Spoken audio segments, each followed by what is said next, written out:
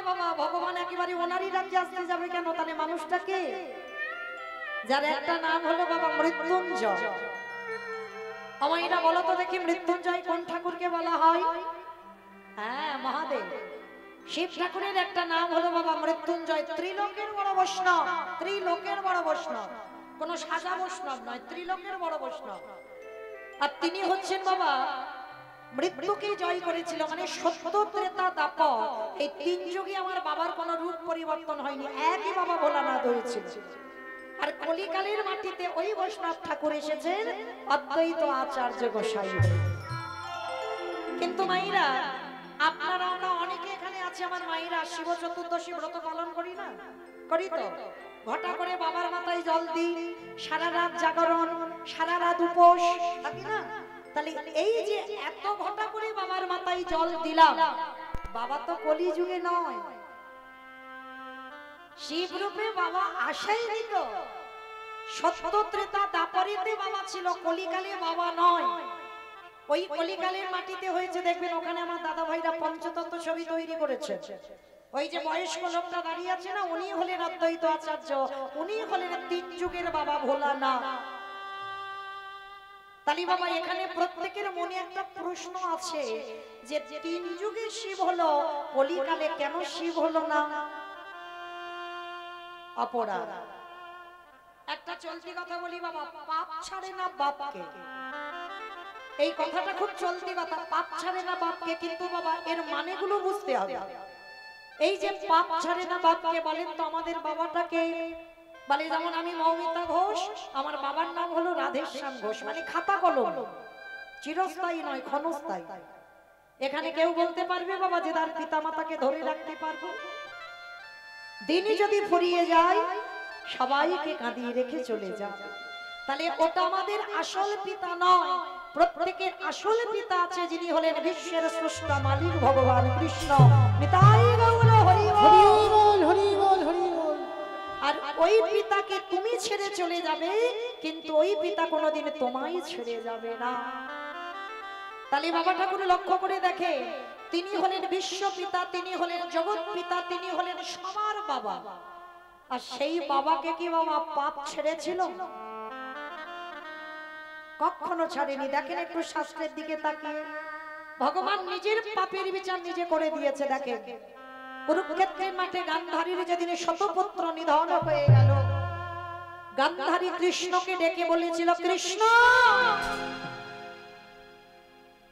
আমার 100 পুত্র ছিল, তুই আমার 99টা ছেলেকে খারাপ করতে পারতিস, তুই কি পারলি না আমার একটা ছেলেকে ভালো করে দিতে? তবে শোন কৃষ্ণ, পুত্র হারাবার যে কত যাতনা, আত্মীয় পরিজনদের হারাবার যে কত যাতনা, বন্ধু বান্ধবদের হারাবার যে কত যাতনা, কৃষ্ণ আজকে তুই বুঝবি না বাবা। এই যে কুরু বংশটা আমার ধ্বংস করে দিলি, আমার বংশে বাতি দেওয়ার মতো আমার কাউকে রাখলি না, আমি তোকে ছেড়ে দেব না। আমার কুরু বংশ যেমন তুই ধ্বংস করে দিলি, আমি তোকে অভিশাপ দিলাম, একদিন না একদিন তোরই চোখের সামনে তোর যদু বংশটা ধ্বংস হবে, হবে, হবে। নিতাই গৌর হরি বল, হরি বল। পাপ ছাড়ে না বাবাকে, তাহলে আমাদের বাবাকে ছেড়ে দিল না, আর আপনারা আমরা তো তুচ্ছ, ভগবান ছেড়ে দেবে মনে করেছো? না জানি ভগবান আমাদের পাপের বিচারটা কেমন না জানি করে রেখেছে।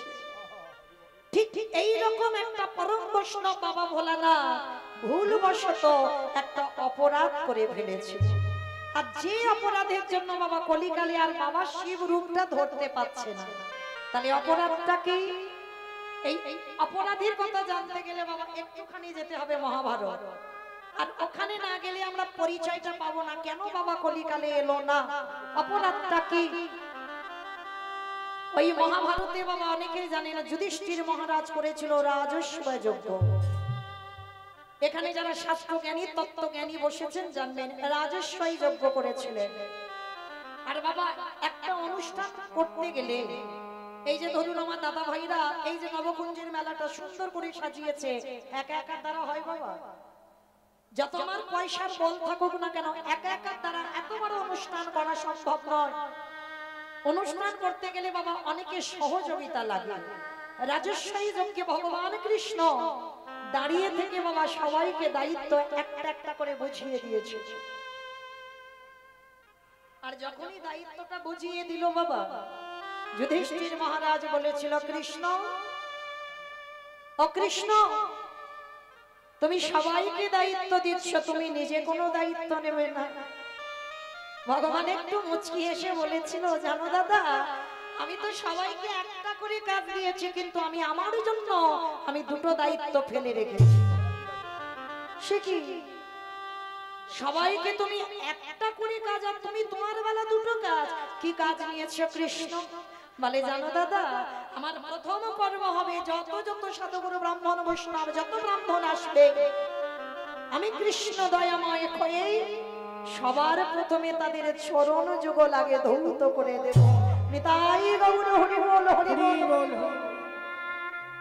চমকে উঠেছে যুধিষ্ঠির মহারাজ। অসম্ভব!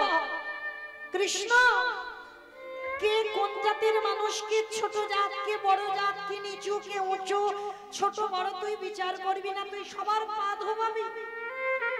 ভগবান বললেন, হ্যাঁ, যারা যারা আসবে আমি প্রত্যেকের নিজের হাতে চরণ যুগলে ধৌত করাবো। আচ্ছা বাবা ঠাকুর, এই জায়গাটা একটু আস্বাদন করবেন মন প্রাণ দিয়ে। কীর্তন মানে বাবা চেতনা। মহাপ্রভু নাম নিয়েছেন চৈতন্য, কেন? অচৈতন্য জীবের একটু চেতনা দেবেন বললেন। কীর্তন মানেই চেতনা বাবা, একটু চেতনা জাগাতে হবে। তাহলে যিনি বিশ্বের স্রষ্টা মালিক, যার ইচ্ছাতে জগৎ লয় প্রলয় হয়ে যায়, যে মনে করলে বাবা একটা সেকেন্ডে পৃথিবীটাকে লয় প্রলয় করে দিতে পারে, সেই ভগবান আজকের পা ধোয়ার কাজটা কেন নিয়েছে? কারণ আছে বাবা। যুগ ধর্ম প্রবর্তক নাম সংকীর্তন, চারি ভাব ভক্তি দিয়া নাচাই ভুবন। আপনি ভক্ত ভাব করি অঙ্গীকার, আপনি না করলে ধর্ম জীবের শিখানো না যায়, আপনি আচরি ধর্ম জীবের শিখায়। এই তো সিদ্ধান্ত গীতা ভাগবতে গায়, এই মতো কলিকালে প্রথম সন্ধ্যায় অবতীর্ণ হলেন কৃষ্ণ আপনি নদিয়া। তাহলে এই শ্লোকে কি বুঝলাম? নিজে আচরি ধর্ম জীবের শিখায়, নিজে না করলে ধর্ম জীবকে শিখানো না যায়।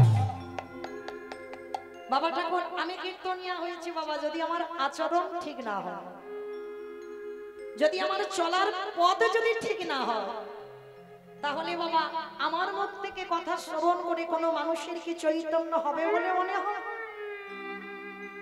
আমার আচরণ যদি ঠিক না হয়, আমি যদি সাধুগুরু বৈষ্ণবকে সম্মান না করি, আমি যদি আমার পিতামাতাকে শ্রদ্ধা ভক্তি না করি, আমি যদি ভক্ত দেখলে আমি যদি নত না হই, তাহলে আমি যে শিক্ষার জায়গায় দাঁড়িয়েছি বাবা, আমাকে দেখে জীব শিখবে। তাহলে ভগবান শিক্ষা দিচ্ছে, আগে আচরণ ঠিক করতে হবে, তারপরে বাবা তোমাকে দেখে জগৎ শিখবে।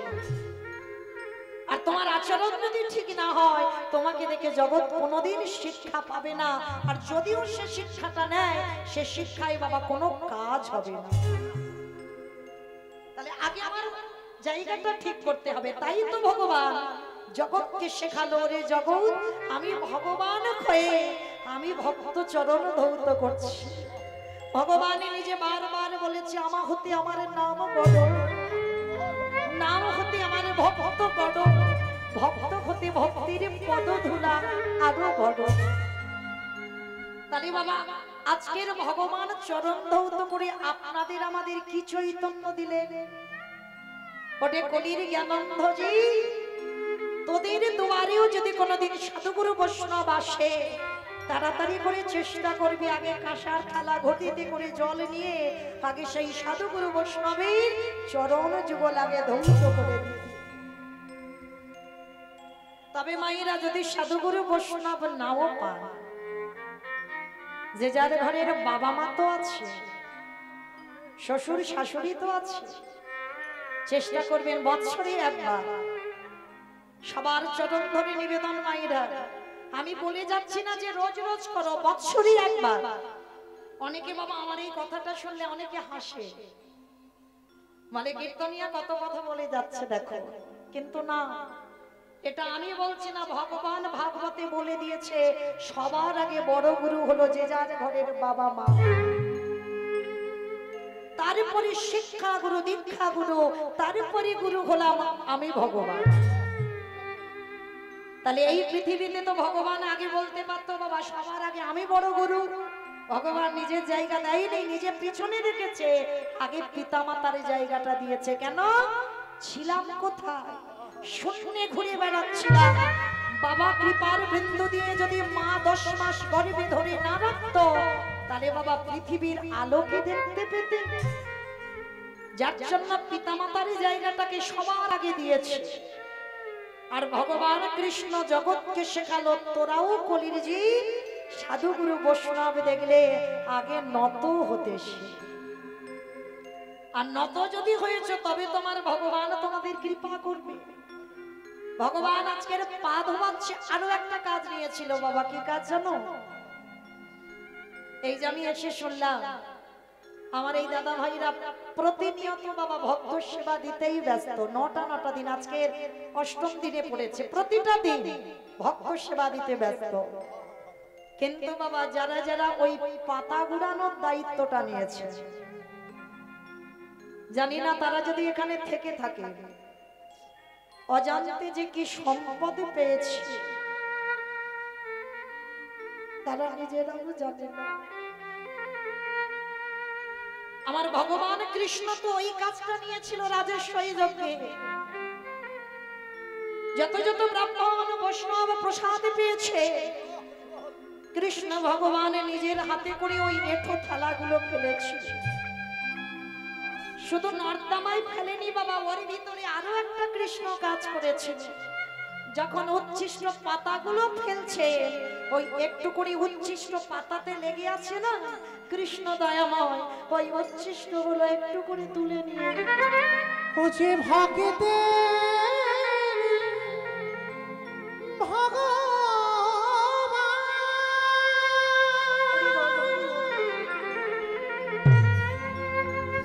ওছে ভাগিত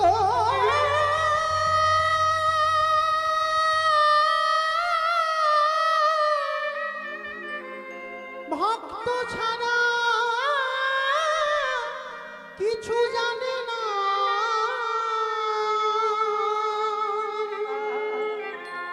তাই তো যুগে যুগে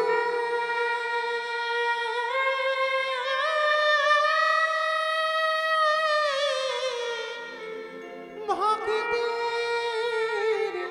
কাছে দয়াল ছুটে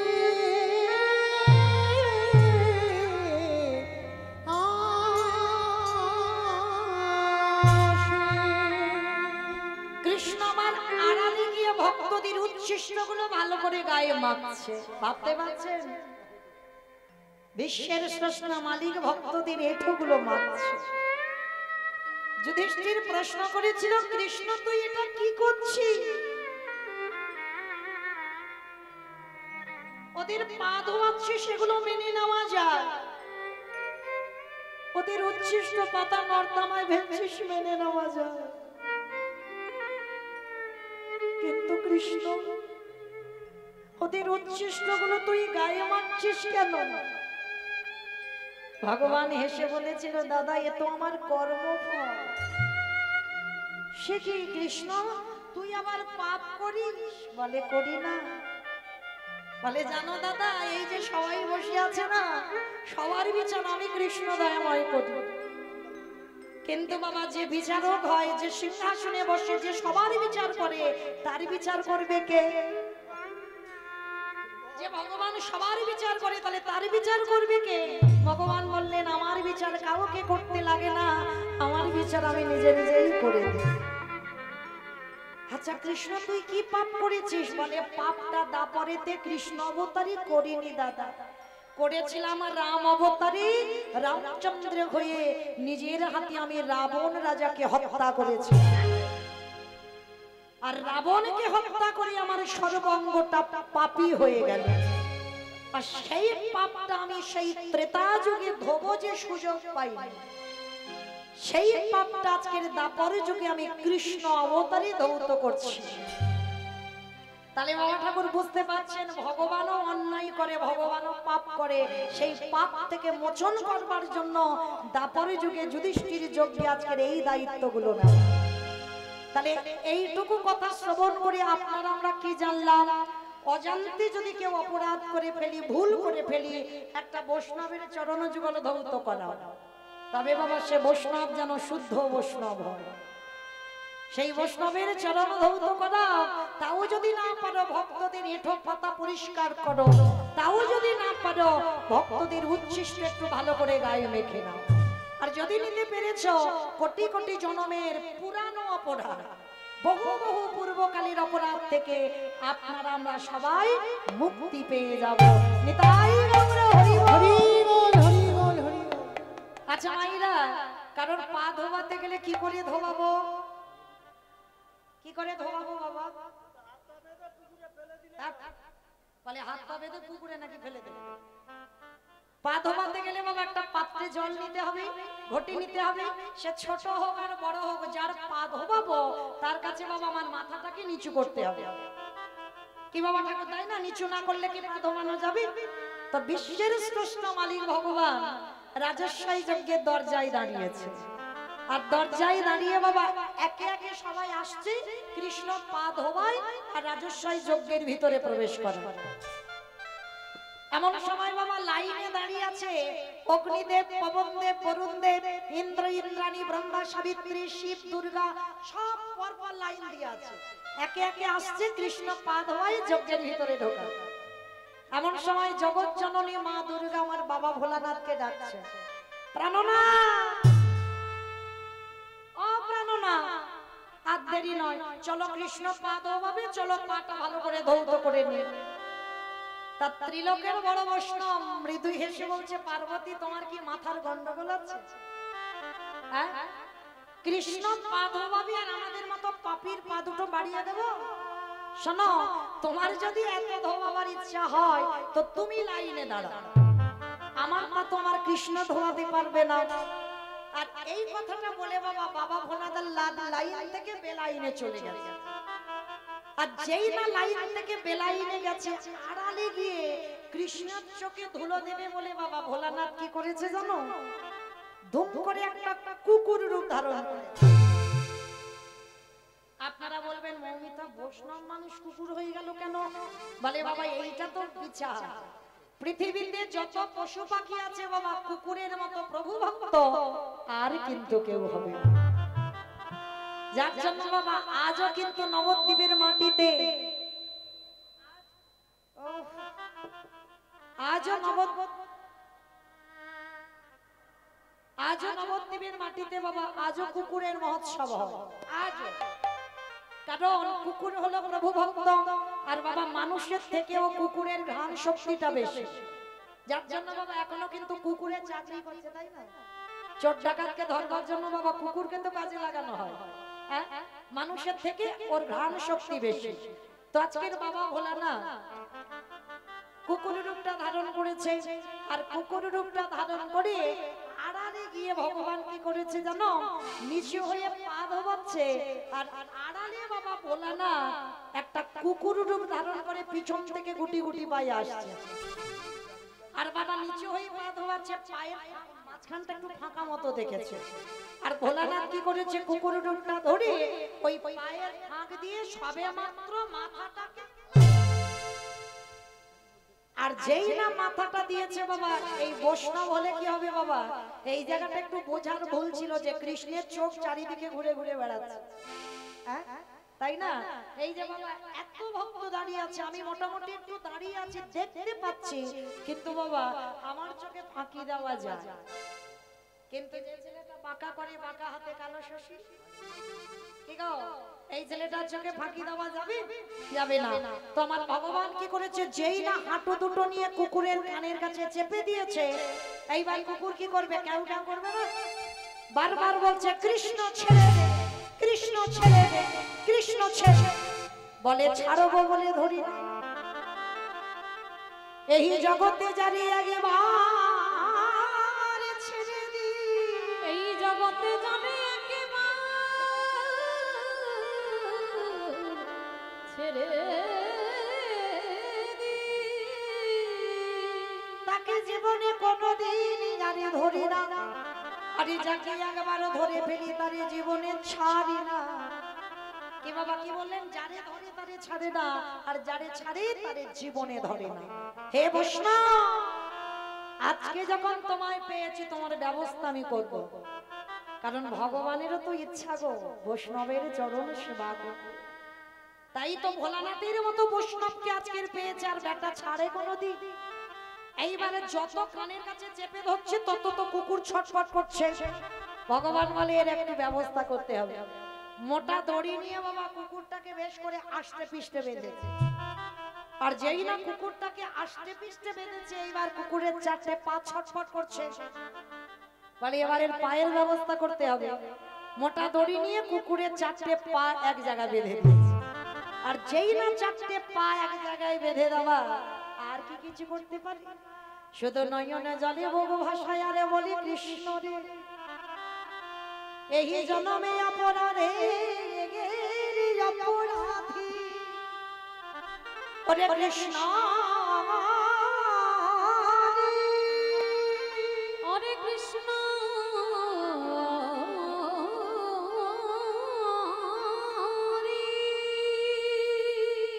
ওরে পারিস যদি আমায় ক্ষমা করি, আমায় ক্ষমা করি। বলে ধরেছি যখন আর কোনো মতেই ছাড়া হবে না। এইবার বাবা চারটে পা বেঁধে দিয়েছে, কুকুর শুধু নয়ন জলে কাঁদছে। সবাই দেখতে পাচ্ছে বাবা একটা কুকুরকে নিয়ে কৃষ্ণ পড়েছে, কিন্তু ওটা যে কে এটা কৃষ্ণ জানে আর কুকুরটা জানে, আর কেউ বুঝতে পারছে না। আর ভগবান ভোলানাথ নিজের রূপ ধরতে পারছে না। এইবার ভগবান কি করেছে জানো? কুকুরের চারটে চরণ হৃদয়ে ধরে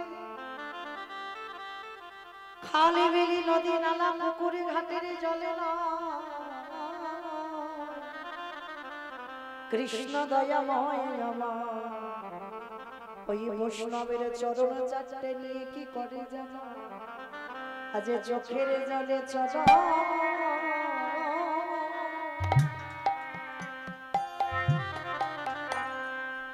চরণ ধোবা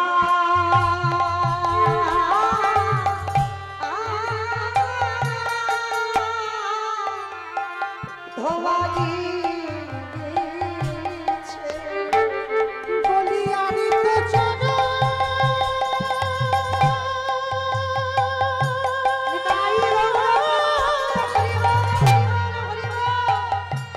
চলো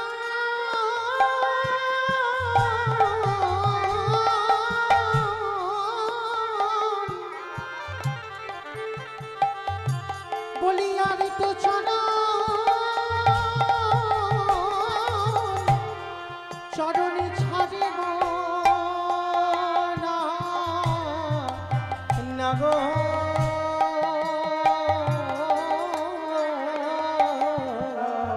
যে চোখের জলে চলো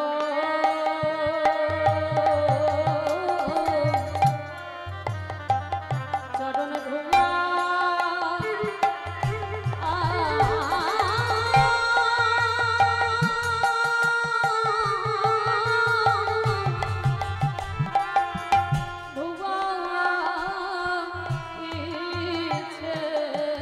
কৃষ্ণ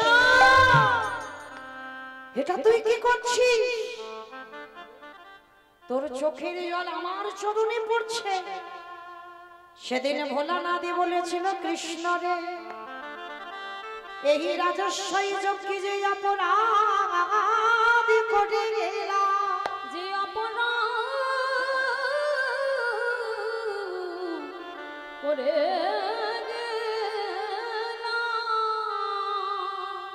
আগত কলিকালে আমি আর শিব হয়ে আসবো না। বাবা ঠাকুর পরিষ্কার হলো কথাটা। আমার প্রশ্নটা কি ছিল? কলিকালের মাটিতে শিব ঠাকুর আর শিব রূপ ধরতে পারছে না কেন? অপরাধটা কি? এই যে কৃষ্ণের চোখের জল ভোলানাথের চরণ চারটে ধৌত করে দিল, সেদিন ভোলানাথ বলেছিল কৃষ্ণ যে অপরাধ এই রাজস্বাই যজ্ঞে আমি করলাম, তুই ভগবান তোর চোখের জল কুকুরের পায়ে পড়ল। কৃষ্ণ কারে ওরে কৃষ্ণ রে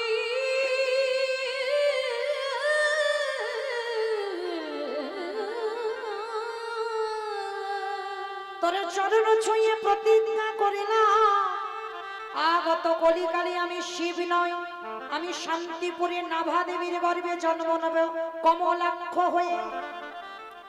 বড় হতে নাম হলো অদ্বৈত, ছোটবেলার নাম হলো কমলাক্ষ। আমি কমলাক্ষ হয়ে যাব। আর শোন, তোকে কথা দিতে হবে, কারণ ডাকে তুই নদীয়ায় আসবি না। আমি 12 বৎসর তুলসী ভাসিয়ে তোকে আহ্বান করব, তোকে আহ্বান করব। আরে আমার ডাকে তোকে নদীয়ায় নামতে হবে। আরে যেদিন আমার ডাকে তুই নদীয়ায় আসবি, আমি শান্তিপুরে জন্ম নেব। যেদিন আমার ডাকে তুই নদীয়ায় আসবি, তোর সাথে আমার সাক্ষাৎ হবে। আজ যেমন রাজস্বাই যজ্ঞে তোর চোখের জল কুকুরের পা ধোবালি, এই কুকুরই যেদিন অদ্বৈত হবে, তুই যেদিন কৃষ্ণ নিমায় হয়ে আসবি, তোর সাথে যেদিন আমার সাক্ষাৎ হবে, ওরে এমনি করে চলা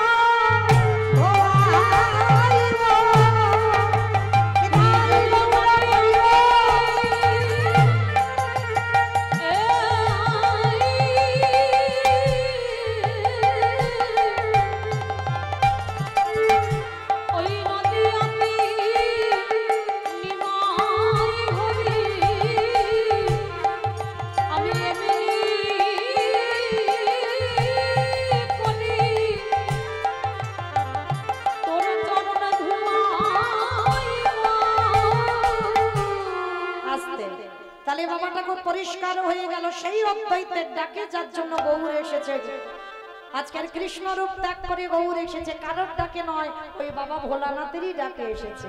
আর ভোলানাথ এই অপরাধের জন্য আজকে শিব হতে পারছে না। আজ এসে কি করছে জানো? কেহ বলে পুরবিতে রাবণ বধিলা, বলে পুরবিতে রাবণ বধিলা। বাবা ঠাকুর এগুলো কোনো বাঁধানো গান নয়, কোনো মন গড়া গান নয়, মহাজনী পদাবলী, বৈষ্ণব পদাবলী। কেমন? তাহলে বাবা পদাবলী শুনতে গেলে একটু তো ভগবানের জন্য কর্ম করতে হয়, তাই না? কর্মগুলো কি কি? শঙ্খধ্বনি, উলুধ্বনি। আর যাদের যাদের হাত আছে, যাদের হাত নাই বলবো না, হাত আছে তো সবার, ওই একবার দেখানো নি তাই গৌর প্রমাণ। হরি বল, হরি বল। ওই এবার একটু উলুধ্বনি দাও দেখি একবার।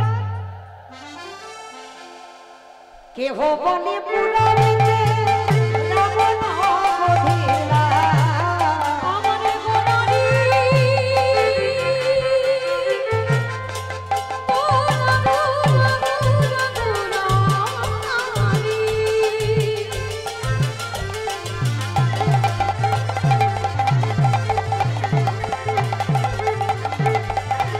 গোড়া গোড়া গোড়া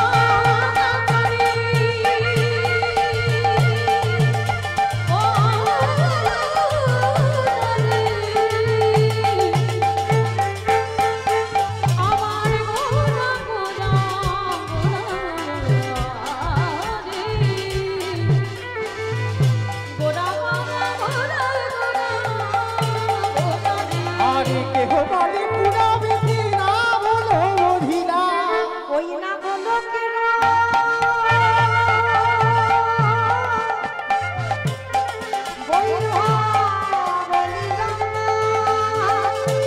প্রকাশ করিলা।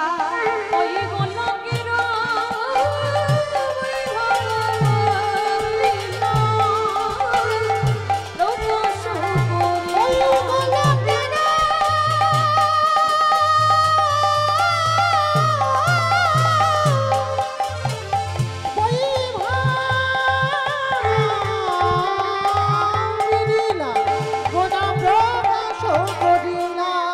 শ্রীরাধারে ভাবে বেবে গোটাইব ভাবে ভাবে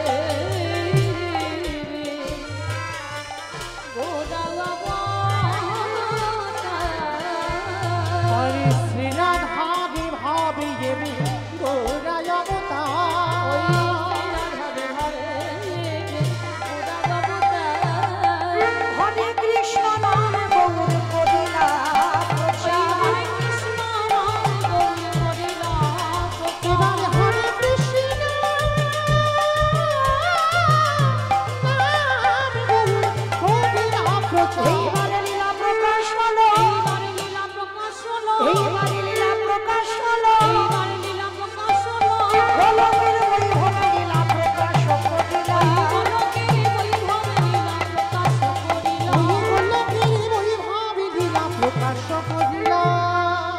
বাসুদেব ঘোষে কয়ে করি জোর করি জোর হাত। কাজে যে সেই কৃষ্ণ সেই তো জগৎ সেই তো জগৎ। আজ বাসুদেব সে কাহে এইবার লীলা প্রকাশ হলো বাসুদেব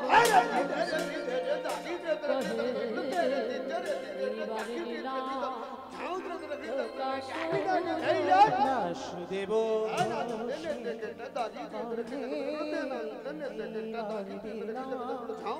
প্রকাশ হলো বাসুদেব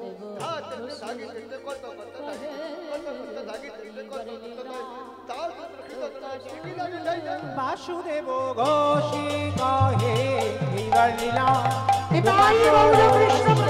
হরি বল হরি বল হরি